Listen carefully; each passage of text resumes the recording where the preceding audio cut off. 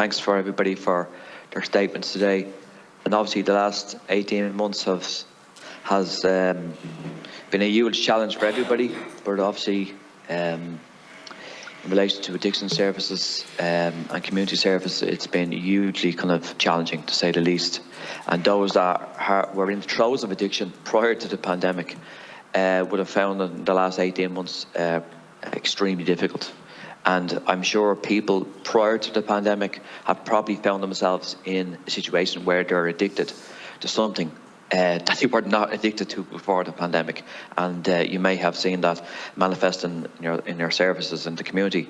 And that could be a range of things, from alcohol, drugs, gambling in particular, because obviously more people were staying at home and all the factors in that.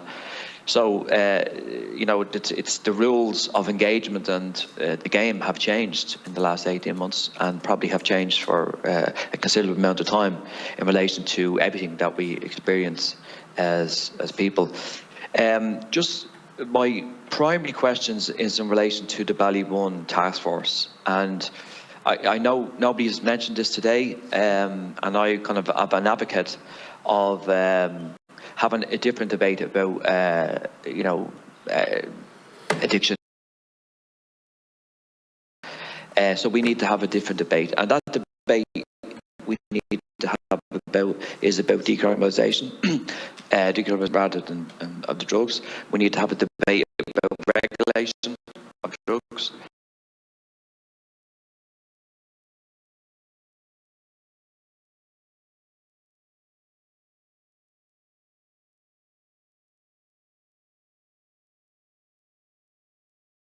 Debate in relation to decriminalisation, and it suits the establishment, the political establishment, to let people rot in some ways and let communities rot on the sidelines, because they don't care.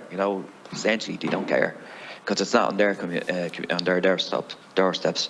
So that debate needs to change, and that debate needs to start with looking at different models and how we treat people and how we actually look at the way people take drugs. And people take drugs for all sorts of reasons.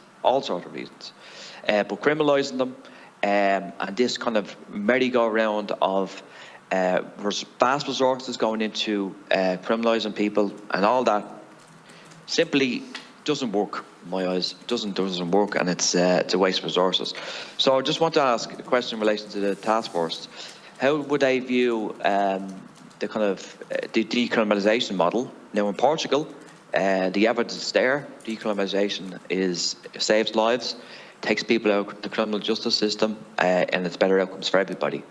So that's one question, and also a question that's kind of goes beyond decriminalisation, which I think we need to go beyond that, is about regulation, and regulation of some drugs.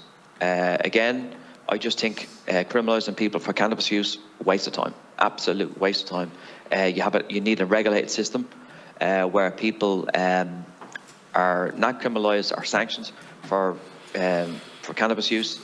So that's the question, and I'd like to hear their views on it. Thanks. Thank you. Hughie, would you like to come in there? Or Marie or Kate? Yeah, I suppose just when you ask for the task force's view, I very much can't give the task force's view, because each task force is, represents their own sort of range of different community services and local people and so forth. I think there'd be a general sort of welcome, though, for a debate around it. Already in the drug strategy, the recent drug strategy, there's a health-led approach, so that people with first offences for drug possession will have a health intervention rather than a criminal intervention. There's a divergent sort of system being introduced, and that's very welcome. The issues I raised at a community level around the level of sort of disruption caused by organised drug dealing in a local neighbourhood area won't be dealt with by a discussion about criminalisation or decriminalisation. We need community policing to make those communities feel safe and reassured and so forth. So just to emphasise that point. But I think there would be a general sort of welcome of a discussion on it. It's a very, very complex issue. Even the issue of decriminalising cannabis presents all sorts of issues in terms of some of the psychological damage done by the strength of the cannabis products in place at the moment, and the way they're being sold at the moment is a real cause of concern in terms of the cannabis edibles that people are already internet deliveries of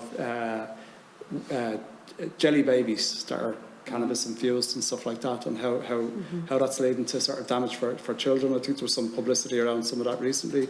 I think local communities demonstrated their view of how they feel about criminalisation or decriminalisation when the head shop debate was in place a number of years ago. And I remember a particular protest about a shop in Enfield, I think it was, where people sort of voted with their feet and had it closed down very, very quickly because they saw that there was no place for it. So, and I think that's reflective of the complexity of some of the issues that, you know, for example, if alcohol was a brand new product and we were to introduce it in Ireland, there's no way you'd introduce it as an unregulated, free-for-all substance that anyone can access because of the damage it does and the lives that have been lost year on year.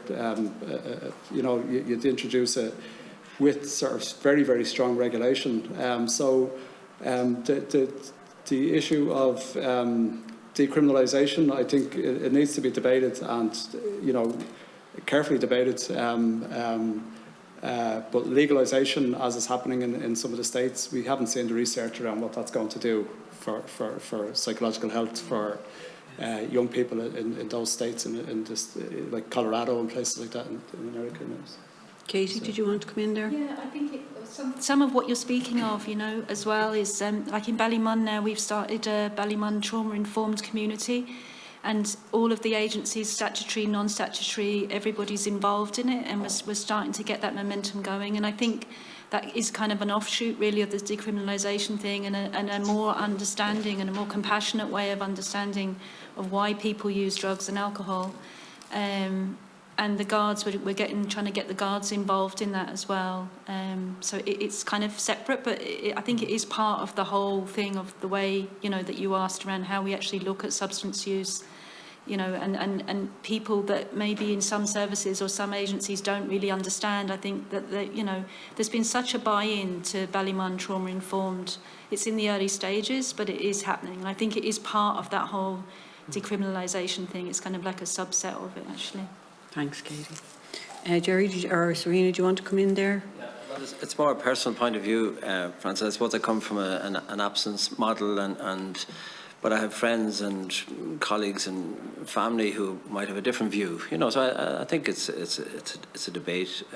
I can only share my own experiences, and I always share that if people can take or leave cannabis and so-called recreational drugs, I don't see them, but I see an awful lot of people who have huge difficulties as a result of extensive cannabis use, and for that reason I find it very difficult to support a suggestion that towards decriminalisation, and that's just a personal view. I don't know, my colleague Serena might have her own views too. I would share that same view. I think the evidence, you know, is emerging that there is a link, particularly in young men, between cannabis use and psychological difficulties. So, as Jerry said, you know, if there are people who can take or leave them, we don't see them, but we see the people who can't, and also the people who maybe aren't presenting to us with cannabis as an issue, as a primary issue, but cannabis is often where they started. So, Gino, you have 1 minute left if you'd like to come. Yeah, just very, very briefly. I just found some of the contributions quite slightly depressing, I have to say. The kind of, no disrespect for people, but it's quite out of date in relation to some of their views. And obviously there's myriad of views in relation to regulation or deregulation. But at the moment, and this can't be disputed, we have a situation where all the drugs that we speak about are illegal to have and possess. Now, can anybody say to me with a straight face, because of the Misuse of Drugs Act of 1977, that situation where it was meant to control these drugs, there's no control, there's no regulation. So you have a situation where the black market has filled that vacuum, and they have done all sorts of damage to communities. Now, can anybody seriously say to me that that system works? Because it doesn't. And then what anybody says that it does, well, it's fooling themselves. It's literally fooling themselves. The present situation is unsustainable. It's costing thousands of lives every year because the lack of will, political will, by many, many people in this place. And that is the fact, that's a fact. Can I come in here, Gino, yeah. just to say to you that this discussion here today is really around, I suppose, addiction and the impact of COVID. And while I hear what you're saying, and I do think it is a discussion that needs to be, we need absolutely and utterly more debate around it and more engagement around it. But we are veering off, you know, the topic today. And I think this is an issue that, you know, we need to bring into both health and mental health and justice. Into the committees as well. So just to say that to you, Gino, but I totally hear what you're saying and I understand your frustration, but we have to move off the topic today because today is really around the impact of addiction and the impact of COVID on the services. So I hope that's okay, Gino, but yeah, we appreciate you making no the point. Thank you very much. Thanks a million. And unfortunately we have to move on. Our time is we have to move on. So